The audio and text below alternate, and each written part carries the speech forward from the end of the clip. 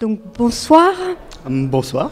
Ce soir donc se passe donc à Bergerac donc un débat intitulé donc Bergerac ville en transition. Un mot qu'on n'a pas forcément l'habitude d'entendre. Est-ce que vous pourriez nous dire un peu ce que recouvre ce débat dont vous êtes à l'initiative, je crois? Voilà, oui. C'est un débat que nous avons voulu dans le cadre des élections municipales à Bergerac parce que c'est l'occasion de venir débattre avec les Bergeracois, de porter un peu des idées qu'on n'a pas non plus l'habitude d'entendre. Alors, le mouvement des villes et des territoires en transition est un mouvement qui est né en 2006 en Grande-Bretagne, lorsque quelques citoyens, notamment emmenés par M. Hopkins, ont commencé à se poser la question que va-t-il se passer pour nous dans notre quotidien tous les jours lorsque le pétrole, dont le coût augmente tous les jours, continuellement, lorsque le pétrole va avoir un prix qui ne permettra plus d'être suffisamment accessible à tous. Et donc, comment va-t-on se déplacer? Comment notre alimentation qui vient parfois de l'autre bout de la planète ou de l'autre bout de l'Europe, comment va-t-elle nous parvenir? Comment va-t-on se chauffer, puisque nous sommes très dépendants aussi pour le chauffage de tous ces carburants fossiles. Et ils ont commencé à se poser la question, comment faire pour petit à petit se donner des solutions, et non pas se poser des problèmes, mais se donner des solutions très concrètes, très pragmatiques. Et c'est une des premières solutions, c'est par exemple la relocalisation de l'économie, avoir une alimentation par exemple qui soit produite autour des lieux de vie et non pas, comme je le disais tout à l'heure, à l'autre bout de l'Europe ou à l'autre bout de la planète. C'est aussi se poser des questions sur les modes de transport et sur la primauté de la voiture qui ne pourra, malheureusement, parce que c'est un formidable outil de liberté individuelle, mais qui ne pourra pas perdurer avec des coûts d'utilisation due à l'augmentation du pétrole qui va durer. Donc, problème de ce pic pétrolier qui a été atteint ces dernières années, et puis problème du réchauffement climatique. Donc des citoyens qui se posent comme question quelle solution je vais trouver. Alors quand on va sur le site de villeentransition.net, puisqu'il y a un site que j'ai trouvé notamment grâce au bouquin d'Attaque, Petit manuel de la transition, on voit donc qu'il s'agit d'augmenter donc la résilience des territoires. Est-ce que vous pouvez nous en dire un peu plus ? Alors oui, résilience, c'est un grand mot, mais c'est simplement augmenter notre capacité à réagir à ces transformations qui va nécessairement arriver, parce que nous sommes sur une planète finie, et donc tout le monde l'a acté à l'heure actuelle. Nous avons connu, d'ores et déjà, la fin du pétrole bon marché. C'est d'ailleurs une des raisons, l'augmentation de ces dernières années du prix du pétrole, ça a été une des raisons de la crise qui a commencé en 2008 et qui perdure à l'heure actuelle depuis plusieurs années. Et il y a une interdépendance très forte entre l'économie, la croissance comme on dit, et le prix de cette matière première qui est formidable. Donc la résilience, c'est cela, c'est se préparer, s'adapter petit à petit, pour vivre ce qu'on a, et le mot est important, pour vivre une transition et non pas pour vivre une révolution qui va être violente. Imaginons simplement des gens qui travaillent comme beaucoup à 35 ou 40 km de leur domicile. Si brusquement, comme il est prévu à l'horizon 2020, on leur propose un prix du litre d'essence ou de gazole à 3 ou 4 euros. Ça sera impossible pour eux à vivre. Quelle solution on propose ? Alors justement, quelle solution on propose pour Bergerac? Et déjà, est-ce que Bergerac est une ville en transition actuellement, selon vous? Alors Bergerac a encore beaucoup de progrès à faire. On ne peut pas dire que Bergerac soit un exemple de l'excellence environnementale. Il y a eu un très gros retard pris en la matière par Daniel Garrigue sous ses 2 mandats, parce que c'est quelqu'un qui était très hermétique à l'époque à toutes les questions écologiques. Nous avons cru qu'avec le Parti socialiste, avec Dominique Rousseau, on pourrait aller plus loin, plus vite et rattraper un petit peu ce retard. Force est de constater que là aussi, on s'est hâté très très lentement et que dans beaucoup de domaines, il y a des progrès à faire. Par exemple, est-ce qu'on sait qu'à Bergerac, la facture d'électricité de la ville de Bergerac est de 1 million d'euros, que si on cumule la facture de fuel et de carburant pour les véhicules, on est aussi à 1 million d'euros. C'est des postes budgétaires qui augmentent en continu. Et là, il y a des marges budgétaires qui peuvent être importantes. Par contre, ce qu'on voit, c'est qu'il y a beaucoup d'initiatives qui partent des citoyens. Ce soir, nous avons par exemple des intervenants qui viennent nous parler clairement du mouvement Ville et Territoire en Transition, qui viennent de Libourne ou de la Linde, où une démarche est déjà initiée ici, dans ces villes. Mais nous avons aussi à Bergerac, par exemple, Vivons Bio en Bergeracois, qui est le comité d'organisation de la foire de Bergerac. Et là, on rend compte, quand on y va, 80 acteurs, 80 porteurs de solutions d'économie locale, d'économie qui est souvent sociale, solidaire et environnementale. Nous avons aussi, par exemple, l'association Roue Libre qui va intervenir et qui est une association qui partage un petit peu sa passion du vélo et qui fait la promotion du vélo comme mode de déplacement. Ce sont des initiatives comme celle-ci qui, petit à petit, se développent. Nous avons le président des paniers bio des Deux-Rives qui sera là aussi, une sorte d'AMAP, c'est-à-dire des achats en direct par un collectif de consommateurs, un collectif de producteurs locaux et en bio. Donc, être une ville en transition, ça veut dire finalement mettre autour de la table donc à la fois donc des citoyens qui agissent et des élus qui porte aussi cette démarche, parce que vous parliez effectivement donc de la facture d'eau ou de la facture d'électricité. Donc là, c'est au niveau de la mairie que cela se joue. Enfin, ces marges de manœuvre notamment, voilà, ou des décisions politiques comme la remunicipalisation de l'eau ou des choses comme ça. Donc ce sont donc des citoyens et des élus qui se mettent ensemble pour faire finalement pour réduire cette facture énergétique et pour permettre une relocalisation de l'économie. Alors, c'est d'abord le mouvement des villes et territoires en transition est d'abord un mouvement de citoyens. Mais c'est un mouvement qui est de tous les acteurs. Le citoyen de Bergerac est forcément confronté à la municipalité de Bergerac, à la ville de Bergerac. Et donc, il faut qu'on soit tous dans un même élan. Et puis après, les municipalités peuvent accompagner ces projets. Donc, souvent, ça se fait par le biais d'une petite subvention ou quelque chose comme ça. Mais il faut aller plus loin par rapport à ça, il faut aller un petit peu plus vite et accompagner ces mouvements de citoyens, c'est quelque chose de primordial là aussi. Et puis aussi agir, parce que réclamer un petit peu aux gens de chercher eux-mêmes des solutions pour passer à cette résilience, à cette capacité de petit à petit engager une transition pour faire face à cette raréfaction du pétrole et aussi au réchauffement climatique. Ça ne peut être concevable que si nous-mêmes, collectivités, on fait les efforts, on est un petit peu exemplaires en la matière. À l'heure actuelle, la ville de Bergerac a initié quelques trucs. On a adopté un agenda 21 pour lequel nous, lorsque nous étions dans la majorité, on s'est beaucoup battu. Et on va dire, on a limité les dégâts, mais on a bien vu que des 200 propositions qui avaient émané des citoyens, des employés municipaux et des élus, au final, il reste qu'une quarantaine de propositions qui ont été acceptées, celles qui ne gênent pas trop et qui permettent d'avoir un petit peu un affichage vert qui fait bien au moment où le bilan municipal est présenté devant les Bergeracois. Alors des mesures plus radicales, par exemple, vous pourriez nous dire pour que Bergerac demain devienne une ville en transition, outre le travail voilà, des citoyens et des associations? Alors vous l'avez dit tout à l'heure, par exemple, les cantines.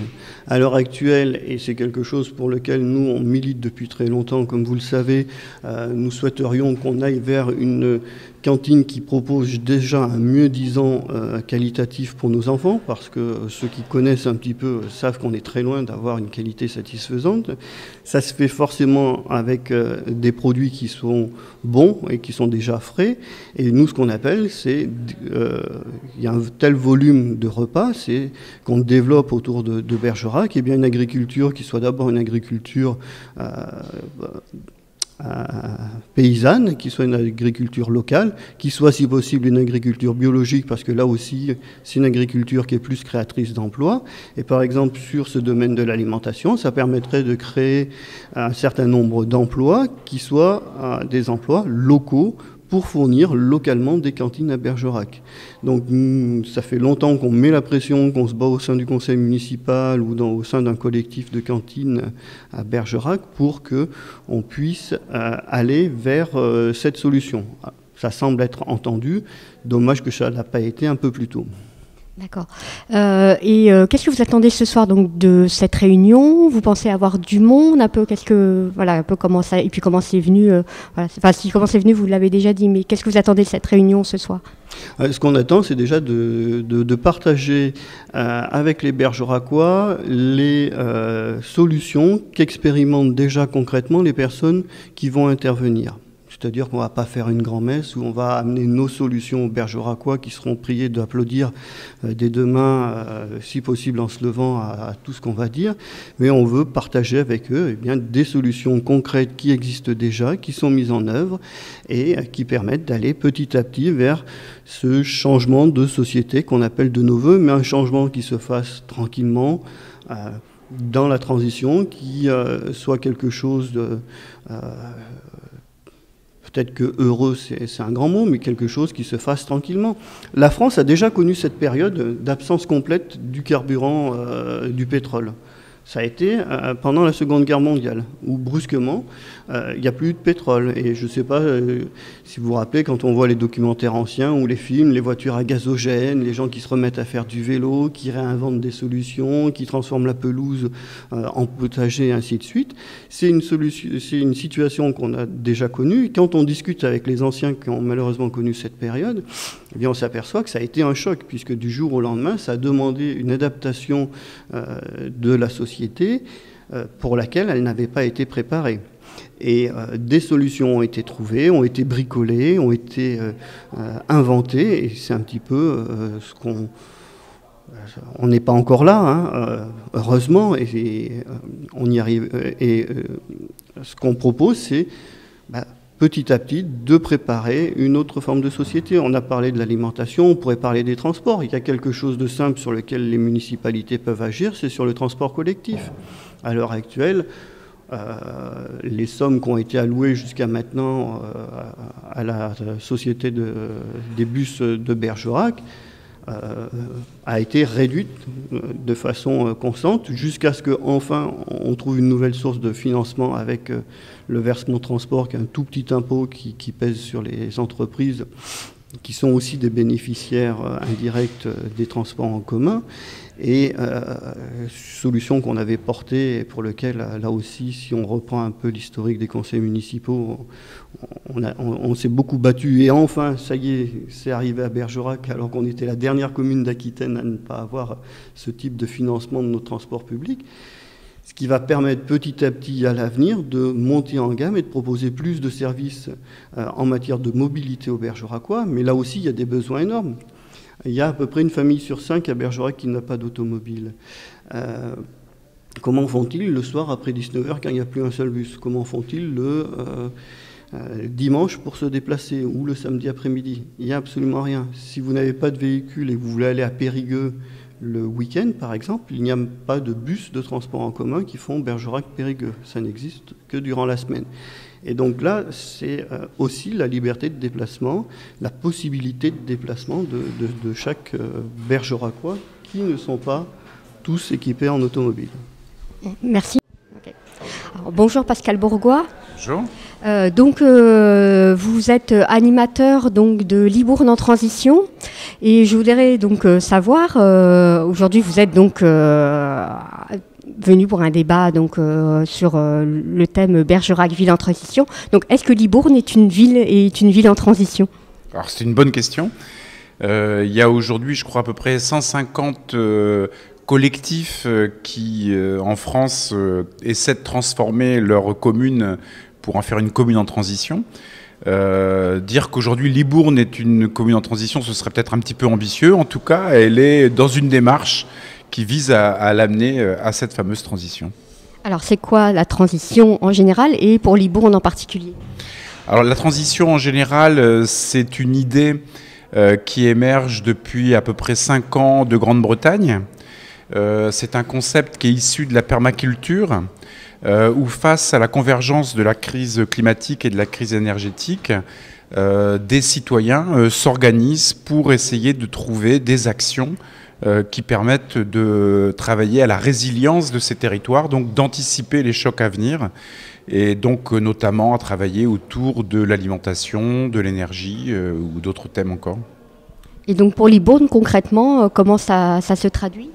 Alors pour Libourne, une des premières actions a été de réaliser un guide des alternatives, c'est-à-dire repérer donc sur le Libournais l'ensemble des actions qui allaient dans la direction de la transition. Donc pas forcément des gens qui étaient en bio, mais en tout cas qui étaient dans une démarche de recherche de qualité. Enfin, voilà. Ensuite, il y a une monnaie locale qui s'est créée, qui s'appelle la Miel, la monnaie d'intérêt économique local, qui est en train de se développer en Gironde depuis 1 an maintenant. Et on la retrouve aussi sur l'Entre-deux-Mers, sur le sud Gironde. Il y a aujourd'hui 80 prestataires qui l'acceptent et à peu près 200 consommateurs qui l'utilisent. Et puis maintenant, nous travaillons sur différents projets, un projet de ressourcerie, un projet de cigale et d'autres encore. Ce sont des initiatives citoyennes, j'imagine. Est-ce qu'il y a aussi des relations avec les élus? Comment ça se passe? Alors, il y a eu quelques tentatives sur Libourne qui n'ont pas abouti pour le moment. Par contre, sur le groupe de transition de l'Entre-deux-Mers, qui est principalement basé à Créon, il y a eu des relations qui sont construites avec le maire et le CCAS va probablement acheter un certain nombre de ces miels pour l'utilisation d'une épicerie sociale qui va être créée prochainement, et donc de faire en sorte que finalement des gens en difficulté puissent aussi avoir accès à des produits de qualité, que la bio quelque part ne soit pas réservée à des bobos mais qu'elle puisse être utilisée par tous. D'accord. Et donc cela fédère un collectif d'associations Ville en Transition, ou ce sont des citoyens qui viennent en leur nom propre? Ce sont avant tout des citoyens qui viennent en leur nom propre. Certains collectifs vont se créer en association, mais la plupart du temps, et c'est le cas des différents groupes que l'on trouve en Gironde, ils sont uniquement structurés sur une base de collectifs citoyens, c'est-à-dire d'une façon très horizontale. Il n'y a pas de président, il n'y a pas de trésorier. C'est le collectif qui gère effectivement les actions. Est-ce que vous pensez que c'est une façon finalement de faire de la démocratie? C'est bien une façon de faire de la démocratie, hein, tout à fait. Je fais partie de ceux qui pensent que la crise démocratique aujourd'hui est centrale et que si on résout la crise démocratique, on peut résoudre toutes les autres. Et je pense que la transition, c'est un bon moyen pour effectivement responsabiliser les citoyens et les amener à s'engager dans la vie de la cité. Et est-ce que la question qu'on peut se poser, c'est est-ce que, voilà, par rapport à des problèmes de travail, par rapport à parfois un agenda un peu débordant, est-ce que finalement les citoyens ont le temps de s'engager dans ce genre de projet? Oui. Alors la notion de temps, c'est la notion de priorité. Hein. Qu'est-ce qu'on souhaite faire de son temps?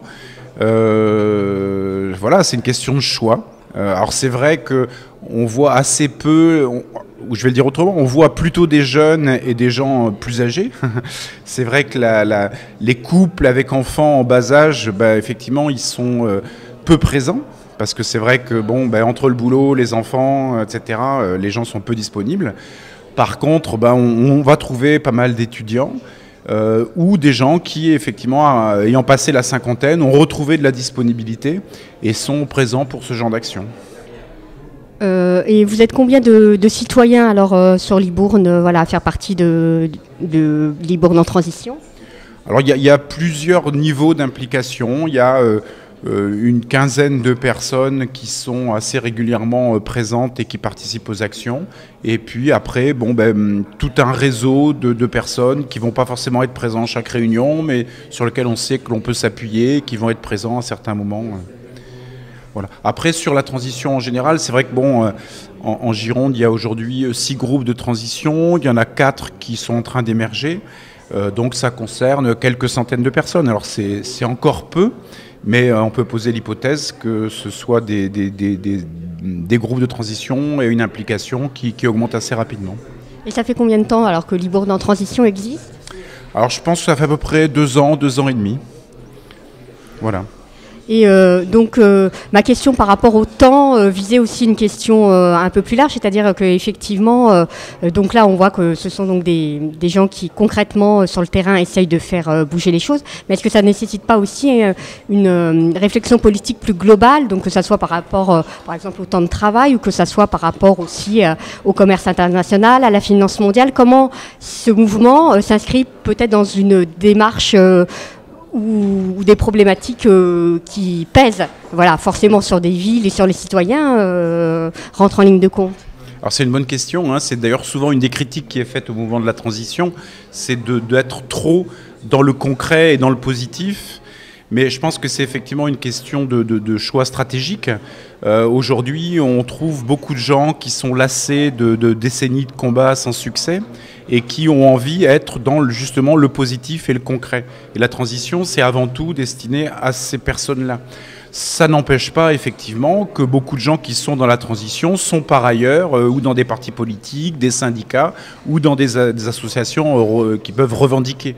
Mais en tout cas, dans la transition, l'objectif c'est réellement de ne pas employer de grands mots qui peuvent effrayer, mais de permettre effectivement que puissent se retrouver côte à côte une mère de famille qui n'a jamais eu d'engagement politique comme un décroissant de 30 ans et qu'effectivement, côte à côte, il soit capable de mener des actions concrètes sans effectivement utiliser de grands mots, mais en tout cas en étant dans l'action locale. D'accord, merci beaucoup. Merci à vous. Alors bonsoir, donc vous faites donc partie d'une association ou du mouvement, je ne sais pas, La Linde en transition. Donc je voudrais un peu savoir comment c'est arrivé sur La Linde, depuis quand, et puis qu'est-ce que ça recouvre? En fait, c'est un mouvement de transition. Donc pour l'instant, c'est un groupe de transition. Il n'y a pas d'association qui est créée pour l'instant. On a démarré, ça fait 2 ans que le petit groupe qui est chargé de promouvoir l'idée auprès de la population a démarré. Et on va dire auprès de la population, ça a démarré il y a 1 an à peu près. C'était en novembre d'il y a 1 an, 2012. Voilà. Alors qu'est-ce qui vous a poussé? Alors ce petit groupe, comment il est né? Qu'est-ce qui a fait que tout à coup c'est émergé? On était intéressés tous par l'idée de transition. Ça a été issu de la permaculture au départ dans l'idée de base. Et après, c'est conjointement l'envie de faire quelque chose ensemble sur un territoire, quelque chose de différent. Donc, on était une dizaine de personnes à peu près à commencer à mener une réflexion sur comment organiser les choses, apprendre à se connaître sur le territoire pour organiser une vie un peu différente sur notre territoire en ayant toujours dans l'esprit de relocaliser les choses au maximum, de s'orienter vers des systèmes différents d'organisation de société. Alors, 2 questions. La permaculture, parce que peut-être que tout le monde ne sait pas ce que c'est, et pourquoi faut-il relocaliser? Alors, relocaliser parce qu'on part d'un constat que nous sommes très dépendants du pétrole. Donc, dans la mesure où on est trop dépendant des énergies ou des ressources extérieures à notre territoire, on perd l'autonomie. Et revenir vers une autonomie plus grande sur nos territoires en relocalisant. Et pour la permaculture, je vais passer la parole à Marie-Pascale, qui est plus technicienne dans la permaculture. La permaculture, c'est, on va dire, dans l'idée, c'est prendre soin de la terre, prendre soin de soi et prendre soin des autres. Donc c'est une organisation, c'est pas qu'une histoire de culture, on va dire de jardin, c'est une philosophie avant tout. C'est comment créer des écosystèmes qui sont viables à tous les niveaux, que ce soit financier, humain, social, etc. Et que tout fonctionne ensemble en fait. Comment cet ensemble peut fonctionner. Donc tenir compte de tous les paramètres pour arriver à ça. Alors concrètement, qu'est-ce qui se passe sur La Linde depuis que le groupe La Linde en transition existe? Au départ, on a fait d'abord des événements dans la Linde, sur la place de la Halle, dans des salles autour de la Linde, des événements pour parler de la transition. Qu'est-ce que c'est? Et au départ, la problématique sur laquelle on s'est positionné, c'était le pétrole. Quelle dépendance on a par rapport au pétrole, et si il devient très cher, si on a de plus en plus de mal à en produire, qu'est-ce qui se passe? Quel impact ça a sur notre vie au quotidien? Donc c'était la première réflexion. Et puis après, on a défini des axes en groupe. Donc les premières réunions, on était autour de 70 personnes. Après, régulièrement, on est une trentaine de personnes à chaque manifestation que l'on fait. Et il y a des thèmes qui ont émergé de ces rencontres.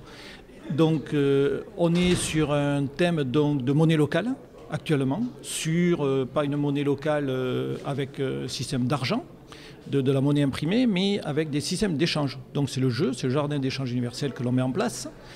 On est également sur des projets de jardin et alimentation. Donc c'est les incroyables comestibles. On a fait une démarche là-dessus en juin 2013. Et où on a mis en place donc, des légumes dans la commune avec un accord avec la mairie de la Lende où les gens pouvaient se servir pour utiliser les légumes. Et on a aussi un projet sur le covoiturage, sur les transports en général qui lui démarre moins vite. Et on est aussi sur un projet de ressourcerie, puisque ce sont des choses qui sont ressorties d'une grande partie de la population qui souhaitait s'orienter là-dessus. Ressourcerie, vous pouvez préciser? Alors ressourcerie, c'est au lieu de jeter des affaires directement à la déchetterie, au lieu de ne pas s'en servir dans un coin, on va le donner à cette structure qui va revaloriser les choses et qui va la revendre à un prix modique. Donc des choses qui existent aussi, qu'on retrouve dans des démarches du secours populaire, d'Emmaüs. Enfin voilà, c'est vrai que c'est des choses qui. Voilà, sur notre territoire, sur le secteur lindois, il n'y a pas de structure de ce type-là. Et en même temps, c'est une démarche avec le syndicat d'ordures ménagères qui, eux, souhaitent réduire au maximum tout ce qui arrive dans les poubelles, afin de réutiliser ou de réutiliser dans la fonction primaire de l'objet. C'est-à-dire un vélo, au lieu de le jeter et de retransformer en fer et en matières diverses, on va réutiliser le vélo en tant que vélo. Voilà, c'est dans cet esprit-là. C'est pareil pour les vêtements, c'est pareil pour les meubles et tous les objets que l'on peut trouver de nos jours. D'accord. Et ce soir, vous attendez quoi alors de la réunion? Vous venez témoigner parce que finalement sur Bergerac, le groupe n'existe pas et dans l'idée donc que ça essaime. Donc ça serait la Lende qui essaimerait Bergerac, ou quel est un peu l'objectif de votre venue ce soir? On a eu un stand sur la foire bio. Et il y a eu beaucoup de personnes qui ont demandé si on pouvait monter un groupe de transition ailleurs. Donc il y a eu des demandes spécifiques sur d'autres points du territoire autour de Bergerac. Donc avec le groupe donc, Europe Écologie là, de Bergerac qui est en train de monter sa liste, on a décidé de faire un café débat autour de la transition pour présenter aux autres un petit peu comment ça fonctionne. S'il y a des personnes intéressées par un projet de transition, un peu expliquer comment on a fonctionné nous pour pouvoir démarrer une ville en transition. Alors j'ai vu qu'il y a aussi un site internet, un villenentransition.net, je crois si je ne m'abuse. Donc par contre on n'y voit pas la Lende, par exemple, pas Libourne d'ailleurs non plus. Alors pourquoi et est-ce qu'il y a d'autres échanges avec d'autres groupes? En fait le site ne s'appelle pas comme ça, il s'appelle Territoire en transition. Donc si vous allez sur Territoire en transition, en fait il y avait au départ un site Ville en transition qui s'est transformé et qui est devenu maintenant Territoire en transition et la Lende y figure. Bah voilà, ça c'est une information tout à fait importante. Et donc nous de notre côté, pour l'instant on n'a pas de site parce qu'on n'a pas encore de gens assez on va dire pointus dans les sites pour nous aider pour le réaliser. Donc on a fait un blog avec quelques personnes, voilà. Et donc c'est transitionlalende.wordpress.com. Voilà.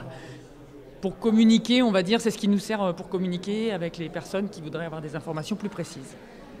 Et donc toujours alors, sur ce site, mais donc voilà, on parlait aussi donc d'un diagnostic au départ à faire par la population et aussi pourquoi pas par les élus avant de proposer des choses. Donc vous cette étape-là, elle est passée ou elle est en cours? Alors nous, pour l'instant, elle est en cours. Ça s'appelle l'inventaire des ressources. En fait, c'est le point de base sur lequel on se situe pour démarrer une initiative de transition. On veut savoir où on en est, pour savoir quelle résilience on peut développer sur le territoire, en fonction des besoins, des ressources qu'on a en face ou qu'on n'a pas. Donc c'est savoir qui existe, où, comment, c'est-à-dire recréer tous les liens entre les gens, savoir, il y a peut-être quelqu'un, j'ai besoin de quelque chose, il y a peut-être quelqu'un sur le territoire dans les 15 km qui peut me répondre, mais je ne le connais pas. Donc l'idée, c'est de faire un inventaire de ressources. Nous, on est parti sur l'idée qu'on pourrait faire comme une sorte de... Comme le recensement se fait dans les mairies, et ben, le même principe, et du coup permettre à toutes les personnes habitant la localité ou les localités autour de savoir ce que c'est qu'une initiative de transition et de pouvoir répondre à ce petit questionnaire qui pourrait situer un petit peu où en est la localité ou les localités concernées. D'accord. Finalement, ça serait pas tout à fait un CEL, mais d'une certaine façon, système d'échange local. Hein, mais parce que là, les échanges sont gratuits. Mais l'idée, ça serait par contre effectivement que chacun dise un peu les compétences ou les affinités qu'il a et ce qu'il peut apporter. Non, il y a deux choses différentes en fait. Il y a l'inventaire des ressources, qui est un listing de ce qui existe comme ressources sur le territoire. Ça peut être des personnes, ça peut être des associations, ça peut être quelque chose de concret, des terrains. Par exemple, si on parle du jardin, on a besoin de faire un inventaire des ressources de qui a un jardin, qui sait faire son jardin toute l'année, qui peut aider, etc., etc. Donc ça, par exemple, c'est sur le jardin. Donc on va choisir des thématiques et sur ces thématiques, on va faire un inventaire des ressources. Et après, les personnes qu'on va pouvoir, qui vont bien vouloir répondre, vont nous dire, elles, qu'elles ont des compétences et qu'elles peuvent proposer de les donner, de les transférer à ceux qui sont sur la localité. Tandis que le CEL, c'est autre chose. Nous, on n'a pas créé un CEL, on a créé un jeu. C'est le jardin d'échange universel, basé sur le principe un point jeu égale une minute de temps humain. Donc, c'est le même principe que le CEL, sauf que c'est autogéré. D'accord.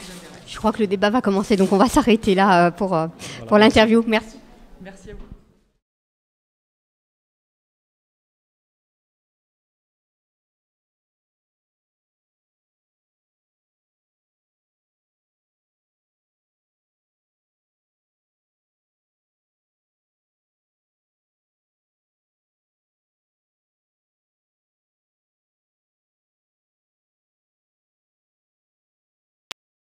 Est-ce qu'on a besoin du micro?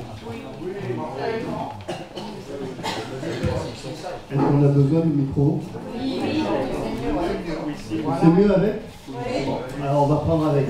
Bien, écoutez, nous vous remercions d'être venus nombreux ce soir pour partager, pour débattre sur un thème que certains trouvent un peu énigmatique, ville en transition, qu'est-ce qu'on veut dire par là, et ça va être l'occasion d'aborder cela. On remercie, on salue plutôt la présence de Canal Pourpre, la télé citoyenne locale de Bergerac que vous trouvez sur Internet. On les salue. Voilà. Bonsoir.